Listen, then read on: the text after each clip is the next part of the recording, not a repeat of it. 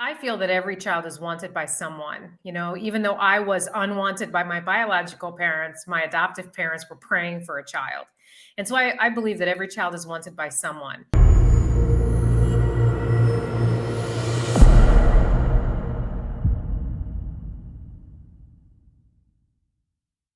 Today is going to be a very important conversation. It's also a really awesome one because I'm getting to reunite with someone that has kind of gone with me over the years. Someone I started out interviewing at a former station. Gosh, I don't even want to know how many years ago that was. But then when I moved to another station, interviewed her again, and she's just been growing and growing.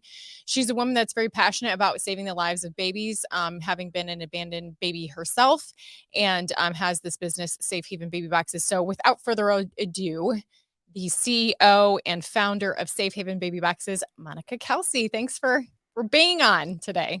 Thanks for having me, Christy. It's good to see you again. Yes, you too. And it has been a while, gosh, probably like a couple years since we have last talked, but I've always been so inspired by your story and just your passion. And I love that what you're doing is growing and it's reaching and ultimately saving lives. So for those that have never heard of you, because we're broadcasting everywhere that I can manage, tell me your story. Basically, you were abandoned as a baby. I was abandoned back in 1973, in April of 1973. And then I was adopted eventually by two amazing parents. And so adoption's always been very close to my heart. But I didn't know the story until I accidentally came across my biological mother when I was 37 years old.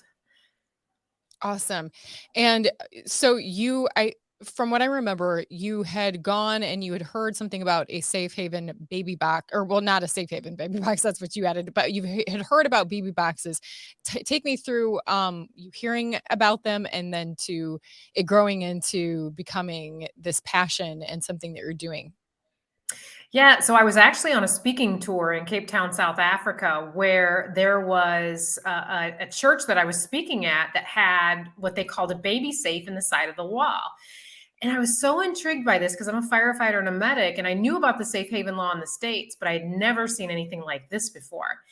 And I knew it was a third world country. I knew it was a little bit different, but I was so intrigued. I was asking them every question you can possibly imagine. And one of the main questions was, uh, how many babies have been saved by this? And they had saved 7 that year. And Wow. so, yeah, so I couldn't get it out of my mind. And so on the flight back from Cape Town, South Africa to Atlanta, Georgia on a Delta napkin, I hand drew my version of the baby box and then started the journey of bringing boxes to America. Amazing. And as with all things that people do, it hasn't come without some criticism along the way. Some people just they had a hard time understanding. What do you mean put a baby in a box? It sounds so unsafe. What is it that this lady is doing? So maybe take us through why this is like the best way to approach saving unwanted, like, is that fair to say unwanted babies, or maybe even clarify that? Well, I feel that every child is wanted by someone, even though I was unwanted by my biological parents, my adoptive parents were praying for a child. And so I believe that every child is wanted by someone. But, a child that a parent doesn't want or can't care for, they can be placed in an electronically monitored box that calls 911 on its own. And so these boxes are placed in fire stations and hospitals where there's medical personnel on the other side of the wall. And they are geared to keep babies out of dumpsters. Right now in America, we're averaging one every 3 days. And this is in 2022, where we shouldn't have this problem. And so the safe haven law has been around for the last 20 years, where a parent can walk into any fire station or hospital and surrender their child, no questions asked. But the problem is you have to hand your child to a person. And our kids today, they have their phones and they'll text all day long, but they won't call you because they don't have that skill of talking face to face with people. And so I came up with this concept in America of a baby box calling 911 and also alerting firefighters on the inside of the firehouse, where these babies can be placed if their mothers don't want or can't care for them. And so um, Our babies in our boxes on an average time are pulled within 2 minutes. So that's how fast these are. But when I first brought this to America, Christy, and you probably remember because I had only had a handful of boxes when you and I first met. I had to get people to wrap their head around the fact that, yes, placing a baby in an electronically monitored box was a better option than a dumpster where they were ultimately going to die. And so now when people see what we're doing and the success, really, they usually jump on board. So tell me about the growth. I believe your first Safe Haven baby box was in Indiana, correct? Yes, in Woodburn, Indiana, at my fire station. Okay. And since then, how many have you been able to get in position? So last week I just blessed 112th. 112. Wow, that's a lot. I wasn't expecting that actually. Like I said, it's been a while since we talked, and that's incredible. 112. So, where are they located? Primarily in Indiana, then, or what other states? Yeah. Yeah, so Indiana is where I first launched, and that's where I'm from. So of course, that's where the most boxes are. But we were also in Ohio, Indiana, Arkansas, Kentucky, New Mexico, Florida.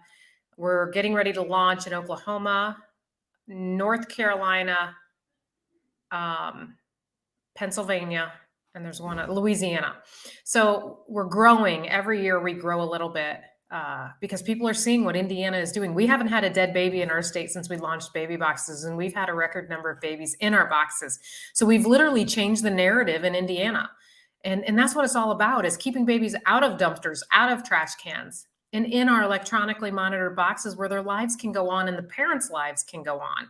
Because if they dump these children in a dumpster or a trash can, they're going to prison for a very long time if this child dies. And so we're not only saving one life, we're literally saving two. Wow.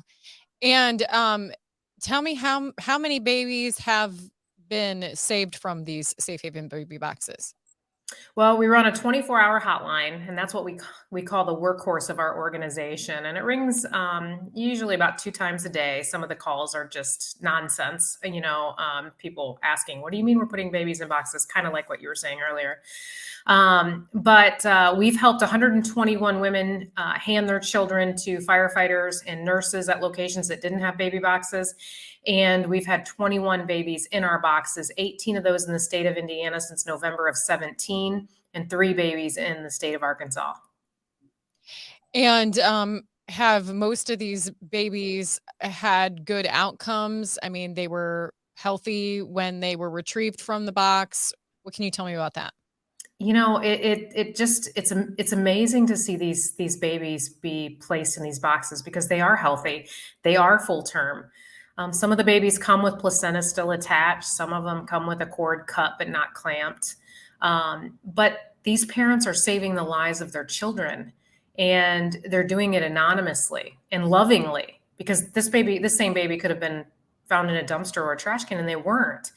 And so the misconception that most people think is, oh, we're getting all the drug addicted babies and all the unwanted babies. It's like, no, the majority of our babies are healthy. And all of them are wanted. All of them have been adopted. There's a couple still in the adoption process because we just got them a couple of weeks ago. But all of them have been adopted. And it's just amazing to see these parents really allow themselves to put themselves out there to save the life of their child. It's just a selfless act. This is something that I really don't know. I have an assumption, but I don't know where you stand. We had this ruling with the Supreme Court, a landmark decision that overturns Roe v. Wade, and it really leaves it up to the states. There's also been some misconceptions with that. It does not outlaw abortion. It brings it back to the electors and those brings it back to what the states want. You tell your elected representatives what you want to happen in your state, and that's what it will happen. That being said, there is some concern, what will happen with perhaps less access to abortion. And here's an alternative. Do you see any correlation? Do you see that there will be more babies coming into the safe haven baby boxes? Do you think it'll be the same? Any thoughts on that at all? Like I said, I don't even know what your position is on that. Well, we've never had a time in our history where we were without abortion, but with the safe haven law. We've never had that time before. Abortion has been legal for the last 50 years, but safe haven's only been around for 20. And so I don't know that any of us truly know what's going to happen. But I can tell you that if we do have an uptick in surrenders, we stand ready. Every hospital in America is a safe haven location, every hospital. So anywhere in America, whether there's a baby box or not, you can walk into any hospital in America and hand your unharmed newborn to a worker and walk away. But if there is an uptick, the hospitals are ready. They've been trained for this.